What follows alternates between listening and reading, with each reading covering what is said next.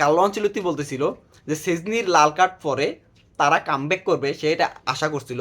সে এই যে বুড়ো আছে, বুড়ো কুচকাইছে না করছে, কত কিছু করছে আমরা দেখছি বিভিন্ন পিক, কিন্তু আসলে কামব্যাকটা আসে নাই। এবং আমার মনে হয় কার্লো আনচেলত্তি ভুলে বলে ফেলছে যে সেজনির লাল কার্ড পরে তারা কামব্যাক করবে। কার্লো আনচেলত্তির এটা বলা উচিত ছিল, সেজনির লাল কার্ড পরে আমরা যে আরো 4-5টা বা 3-4টা আরো যে গোল খাই নাই 30-35 মিনিট যে খেলা হয়েছে, টেনম্যান হয়ে গেছে বার্সেলোনা। এবং থ্যাঙ্কস দেওয়া দরকার ছিল, ওর এটা বলা দরকার ছিল যে আমি সেদিনকে থ্যাঙ্কস জানাই যে ও লাল কার্ড খেয়ে চলে গেছে, নাহলে আরও 2-3টা গোল খাইতো। আপনি জাস্ট ইমাজিন করেন যে বার্সা যদি 11 ম্যান থাকতো, 10 ম্যান না হয়ে আরও 2টা গোল ইজি বার্সার আসতে পারতো। কারণ তারপরে 10 ম্যান হওয়ার পরে বার্সা সেটব্যাক শুরু করে দিয়েছে, ডিফেন্সিভ খেলা শুরু করে দিয়েছে এবং রিয়াল মাদ্রিদকে বল দিয়ে দেওয়া হয়েছে।